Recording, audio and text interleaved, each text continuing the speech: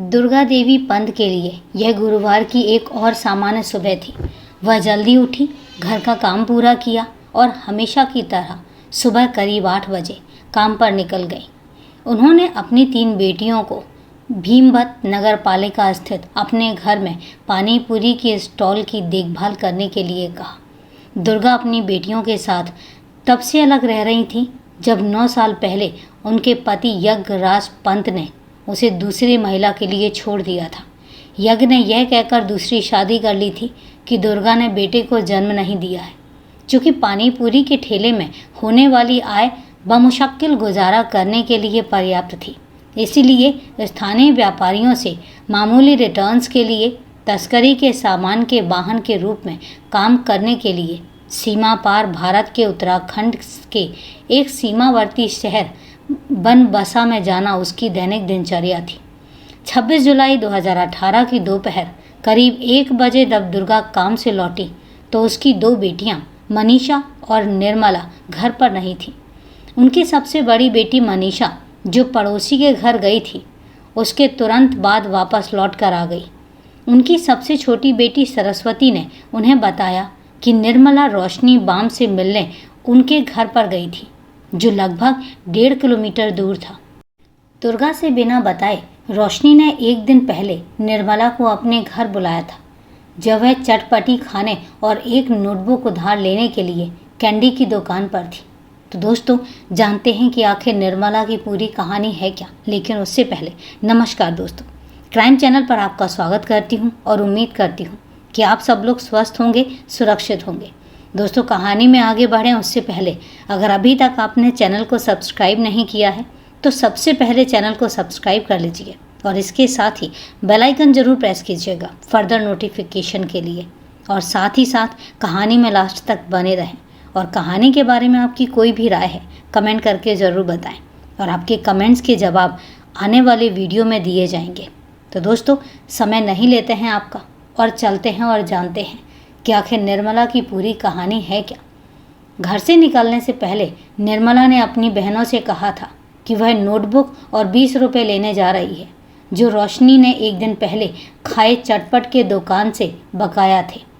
उसने उन्हें रोशनी के बगीचे से कुछ अमरूद लाने का भी वादा किया था। यदि दुर्गा को किसी अनहोनी का आभास हो जाता और वह तुरंत उसी क्षण निर्मला की तलाश में निकल पड़ती, शायद वह अपने जीवन की सबसे बड़ी त्रासदी को टाल सकती थी। लेकिन दुर्गा को ज़्यादा परेशानी नहीं हुई, क्योंकि रोशनी उसकी बेटी की अच्छी दोस्त थी और दोनों सहेलियां एक दूसरे के घर कई बार आ जा चुकी थी। उसी दोपहर लगभग 2 बजे जब दुर्गा काम से घर पर लौटी, एक अज्ञात व्यक्ति ने निर्मला के साथ बलात्कार किया और उसकी हत्या कर दी। अगली सुबह उसका शव घर से करीब 1 किलोमीटर दूर गन्ने के खेत से बरामद किया गया। शाम के करीब 6 बज रहे थे, लेकिन निर्मला घर वापस नहीं आई थी। दुर्गा ने अपनी बेटी को खोजने के लिए रोशनी के घर जाने का फैसला किया। दुर्गा को आश्चर्य हुआ जब रोशनी ने उन्हें बताया कि निर्मला दोपहर करीब 2 बजे उनके घर से निकली थी। रोशनी की प्रतिक्रिया से दुर्गा अपना धैर्य खो बैठी। दुर्गा ने पूछा, रोशनी बताओ, वह कहाँ गई थी? वह आपकी दोस्त है, उसने आपको बता दिया होगा कि वह कहाँ जा रही है। बताओ, तुमने उसे कहाँ भेजा? तुमने मुझे बिना बताए उसे क्यों बुलाया? रोशनी की बहन बबीता बाम, जो कमरे के अंदर से उनकी बातें सुन रही थी, बाहर बरामदे में आई और अपनी बहन का बचाव करने लगी, जिसके बाद दुर्गा के सवालों का कोई जवाब ही नहीं था। आंटी, आप क्या कह रही हो? क्या आपकी बेटी की देखभाल करना हमारा काम है? आप यहाँ क्यों आते हैं और हमें परेशान करते हैं? क्या आप जानते हैं आपकी बेटी कैसी थी? क्या पता आपकी बेटी किसी के साथ भाग गई हो?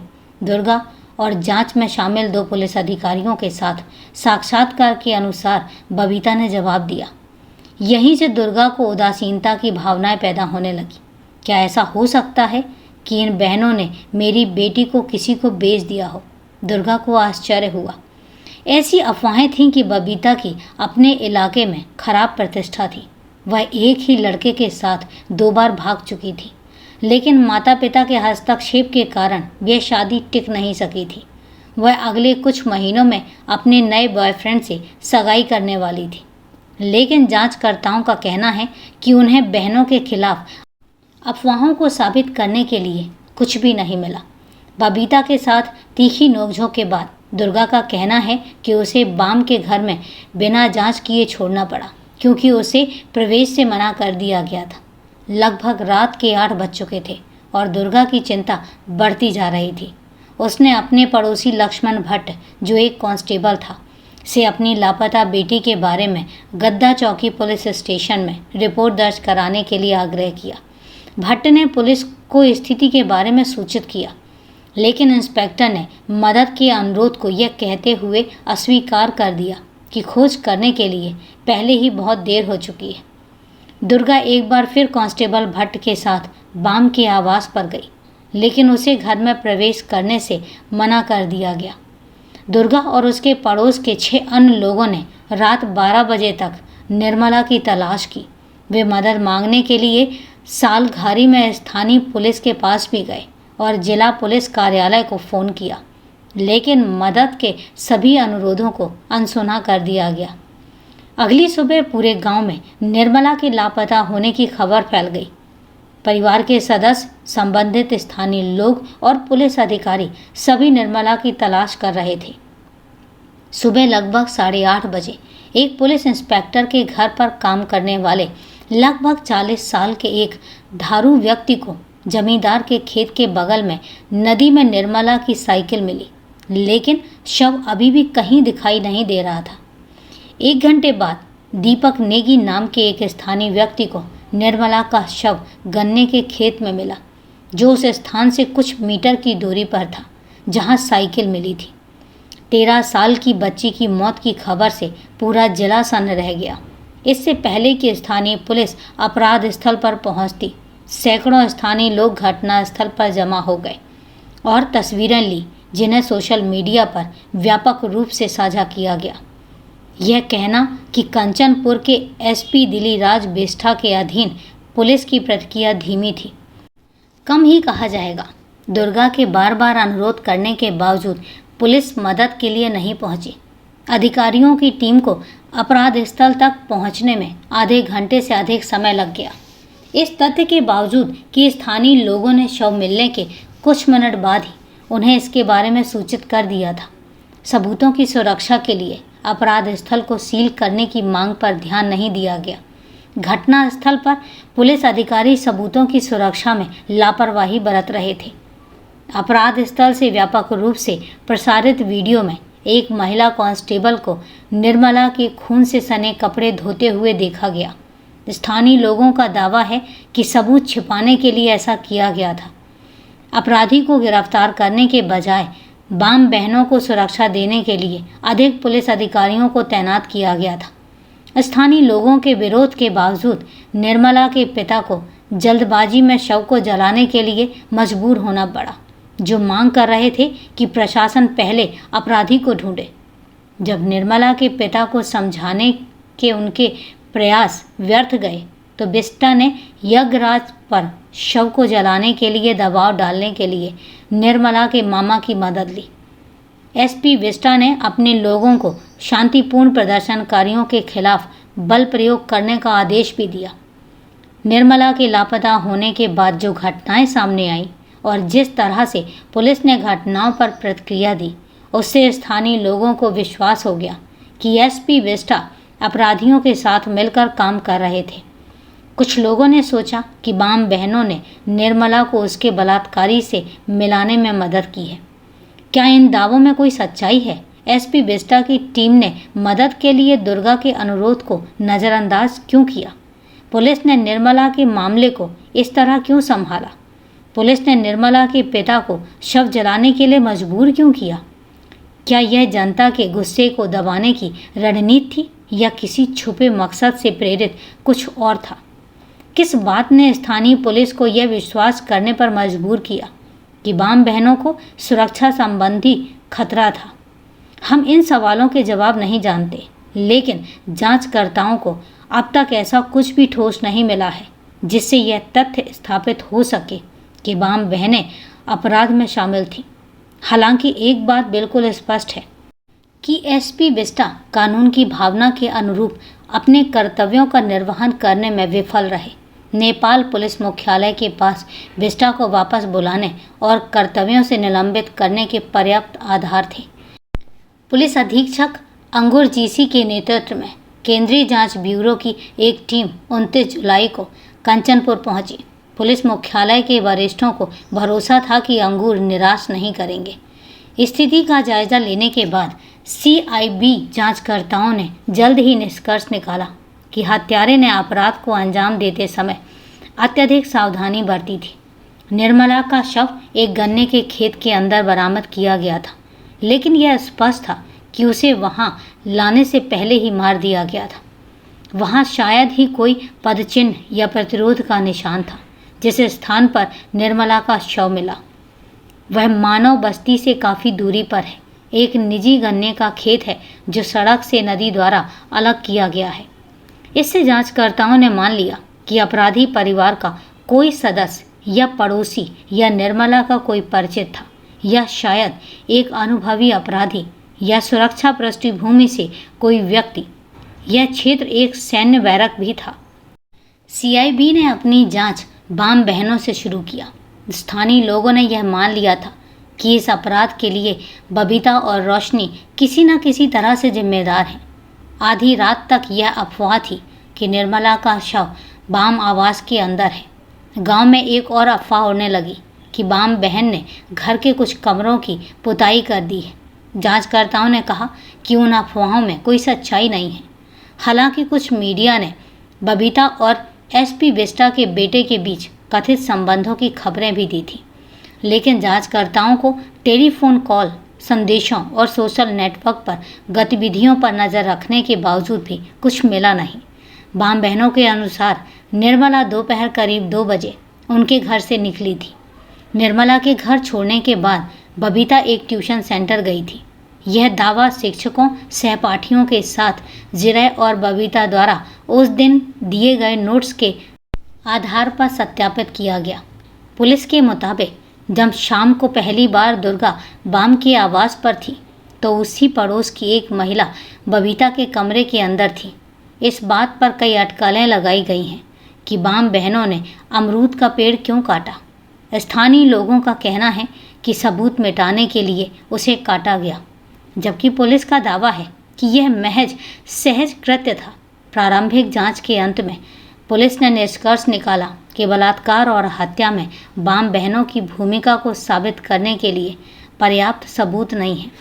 बाम बहनों से सुराग पाने में नाकाम रहने के बाद सीआईडी टीम ने यह पता लगाने की कोशिश की कि क्या निर्मला का कोई प्रेमी था।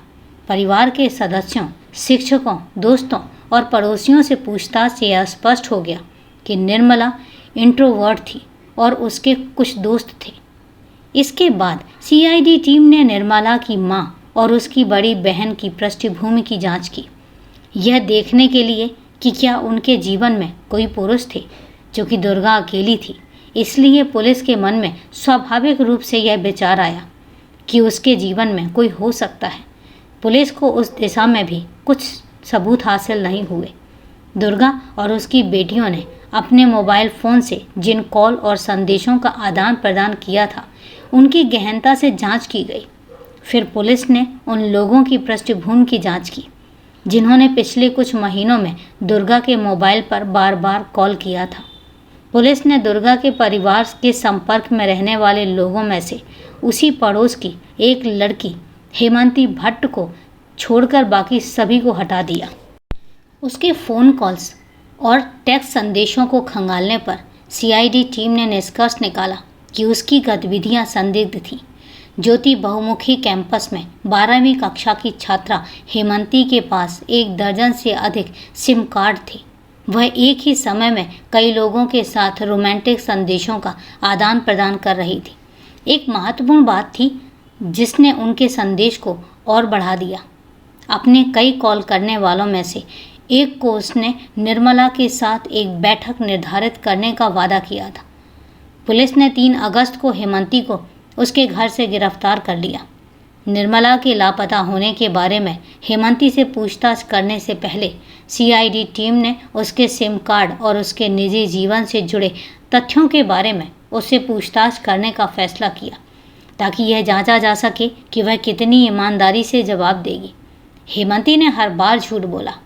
उसने इस बारे में झूठ बोला कि पिछले कुछ महीनों में उसने कितने सिम कार्ड बदले हैं। उसने अपने निजी मामलों के बारे में झूठ बोला। इससे संदेह और बढ़ गया।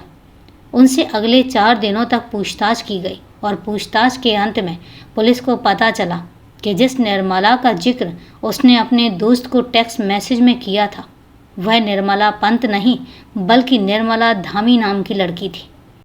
एक ऑनलाइन मीडिया आउटलेट के साथ एक साक्षात्कार में हेमंती ने दावा किया कि उसे उस अपराध को कबूल करने के लिए प्रताड़ित किया गया जो उसने किया ही नहीं। उसने कहा कि इस तथ्य के बावजूद कि पुलिस को पता था कि वह मानसिक धर्म से गुजर रही है, उसके साथ कठोर व्यवहार किया गया। अपनी निजी जिंदगी के बारे में बार बार झूठ बोलने पर एक महिला कांस्टेबल ने उसकी पिटाई भी की। लेकिन हेमंती ने मीडिया को जो कुछ भी बताया वह अतिशयोक्ति है। निर्मला का शव बरामद होने के कुछ घंटों बाद पुलिस ने उन लोगों की सूची तैयार करना शुरू कर दिया जो उसी सड़क पर चलते थे जिस पर निर्मला चली थी।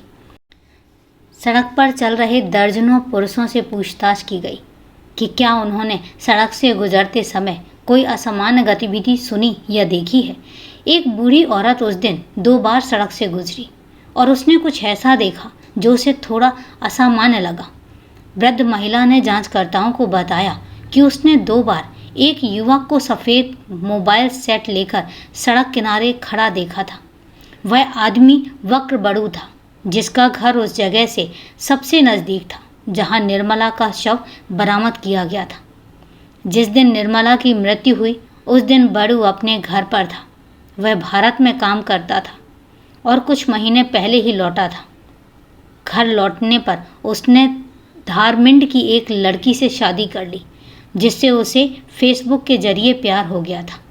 उसकी पत्नी 2 माह की गर्भवती थी। हेमंती की तरह जांचकर्ताओं को बड़ू का बयान भी भ्रामक लगा।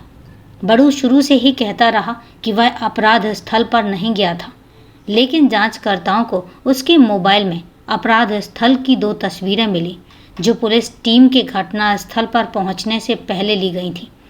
पुलिस ने उसका मोबाइल जब्त कर फॉरेंसिक लैब भेज दिया। उनसे पूछताछ करने से पहले सीआईडी टीम ने बड़ू की पत्नी और उसके भतीजे से निर्मला की मृत्यु वाले दिन उसकी गतिविधि के बारे में अलग अलग पूछताछ की। उनके दिन के हिसाब किताब मेल नहीं खाते। उदाहरण के लिए बड़ू ने दावा किया कि वह अपनी पत्नी के साथ एक अंग्रेजी फिल्म देख रहा था, जबकि उसकी पत्नी ने कहा कि वह सोने से पहले वे हिंदी फिल्म देख रहे थे।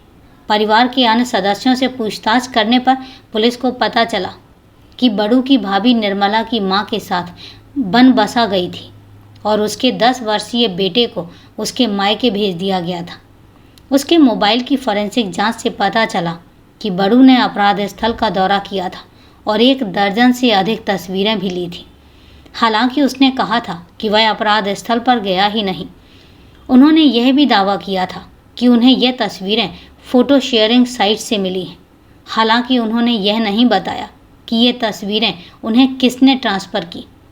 पुलिस को उसके खिलाफ पुख्ता सबूत नहीं मिल सके, लेकिन फिर भी उसके खून का नमूना डीएनए जांच के लिए भेजा गया।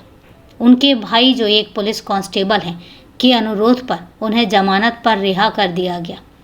शुरुआत से ही जांचकर्ताओं की नज़र आपराधिक इतिहास वाले स्थानीय लोगों पर भी थी।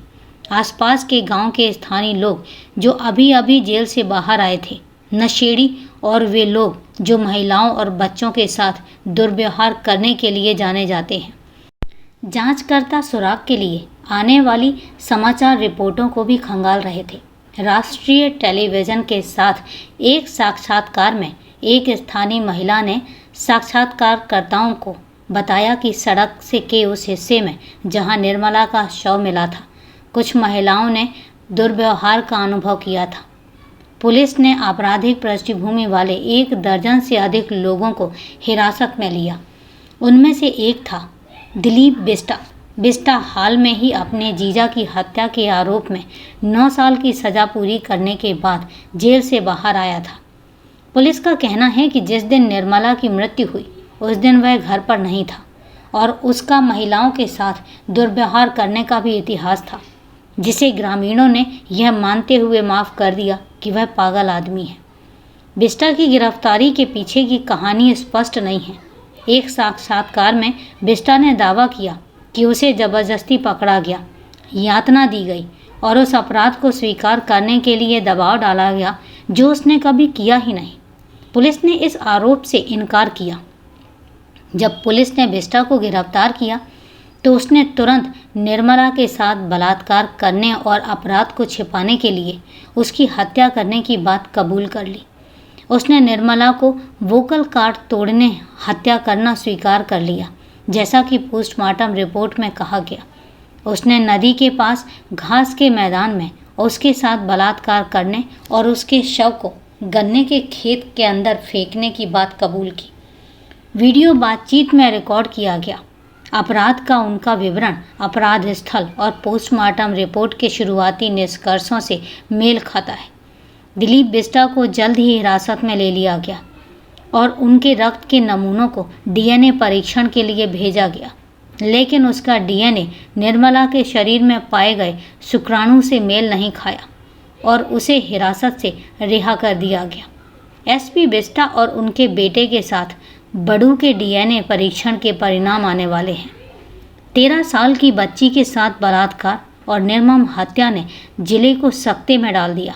पुलिस ने जिस तरह से मामले को संभाला उससे स्थानीय लोग निराश थे। कुछ स्थानीय लोगों ने यह मानना शुरू कर दिया था कि अमीर लोग अपराध में शामिल हैं और पुलिस की भूमिका को संदेह की नज़र से देखने लगे थे। वे अपराधियों पर मामला दर्ज करने और निर्मला के माता पिता को न्याय दिलाने के लिए पुलिस द्वारा की जाने वाली कार्रवाइयों पर बारीकी से नज़र रख रहे थे, लेकिन प्रशासन जनभावना से पूरी तरह अछूता था। जनता के गुस्से को शांत करने के लिए एसपी बिष्टा ने गलत तरीके से जीवन धरती नाम के एक व्यक्ति और दीपक नेगी, जिस व्यक्ति ने निर्मला के शव को खोज निकाला था, को मुख्य संदिग्धों के रूप में फंसाया। चौथे दिन गृह मंत्री राम बहादुर थापा ने जमीनी स्तर पर पुलिस की रिपोर्टिंग के आधार पर संसद में मगर और नेगी के नाम की घोषणा की थी। स्थानीय निवासी माया नेगी के अनुसार, जो उनसे संबंधित नहीं है, नेगी अपने मामा के घर जा रहे थे, जबकि वह निर्मला की तलाश में स्थानीय लोगों के साथ शामिल हो गए। पुलिस के पास नेगी और मगर के खिलाफ कोई सबूत नहीं मिला था, सिवाय इस तथ्य के कि वे शव की तलाश में स्थानीय लोगों के साथ गए थे। इन दो लोगों की गिरफ्तारी से पुलिस पर से जनता का भरोसा और कम होता गया। ग्रामीणों ने इसे अमीर लोगों को बचाने के लिए गरीबों को बलि का बकरा बनाने की योजना के रूप में देखा, जिनके बारे में उनका मानना था कि वे बलात्कार और हत्या के पीछे थे। गांव में अफवाह फैल गई थी कि जिस दिन निर्मला की हत्या हुई उस दिन एसपी बिष्टा के बेटे किरण बिष्टा और उसके 2 दोस्तों को ओपेरा होटल में देखा गया था।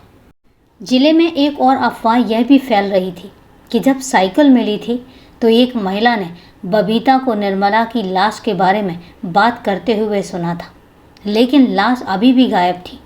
यह अभी भी स्पष्ट नहीं है कि ये अफवाह सच थी या नहीं, लेकिन जब एसपी बिष्टा ने निर्मला के पिता यज्ञराज पंत को उसके शव का अंतिम संस्कार करने के लिए मजबूर किया तो स्थानीय लोग पुलिस प्रशासन के खिलाफ विरोध प्रदर्शन करने लगे। जिले में सैकड़ों युवाओं ने सबूत मिटाने के पुलिस के प्रयासों के विरोध में धरना दिया। हेमंती की गिरफ्तारी ने आग में घी डालने का काम किया। लक्ष्मी मल, जिन्होंने विरोध का नेतृत्व किया था, ने एक साक्षात्कार के दौरान इस पत्रकार को बताया, हम शांतिपूर्ण विरोध प्रदर्शन कर रहे थे, लेकिन पुलिस ने गोलियां चला दी और तनाव और बढ़ गया। मल्ला, जो स्वयं एक मां है, का दावा है कि उन्हें हिरासत में लिया गया, प्रताड़ित किया गया और एक हलफनामे पर हस्ताक्षर करने के बाद रिहा किया गया कि यह विरोध प्रदर्शन में भाग नहीं लेंगे।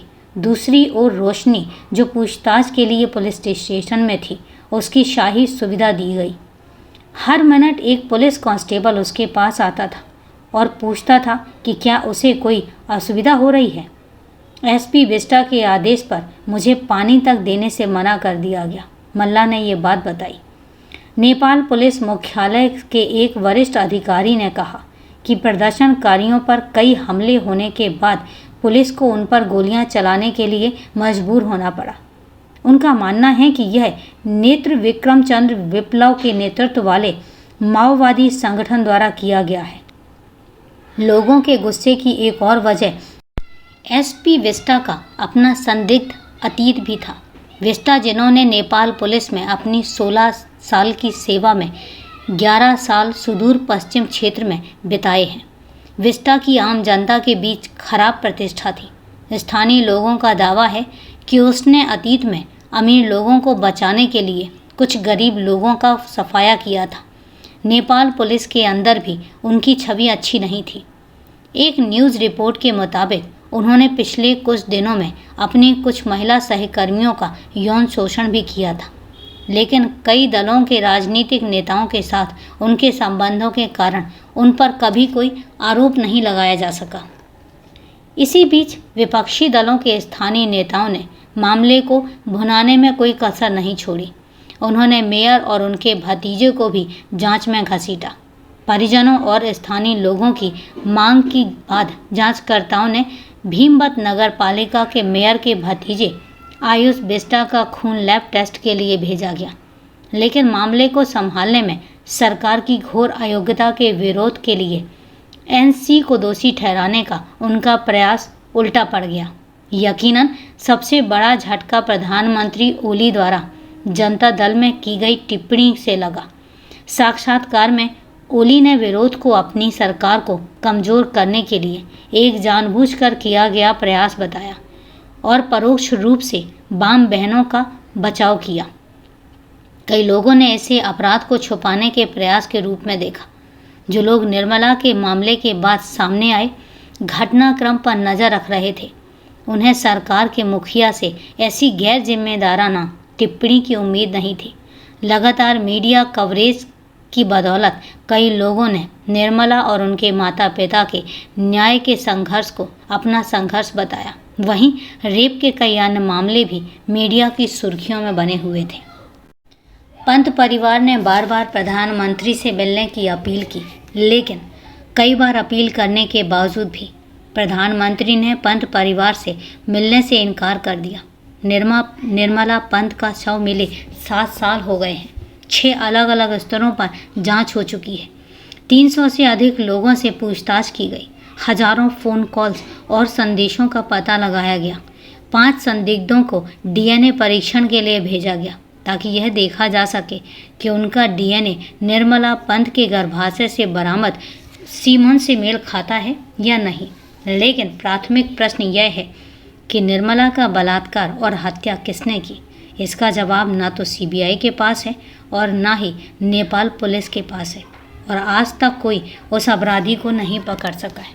तो दोस्तों, ये है एक दर्दनाक क्राइम की कहानी जिसका अंत अभी तक अनसुलझा हुआ है और निर्मला को अभी तक इंसाफ नहीं मिला।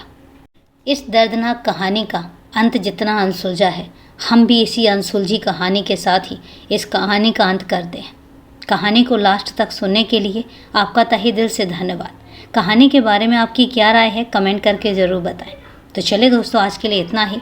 कल फिर मिलते हैं एक नई सच्ची क्राइम की कहानी के साथ। तब तक के लिए सेफ रहें, सुरक्षित रहें और अपना ध्यान रखें। जय हिंद दोस्तों, जय भारत।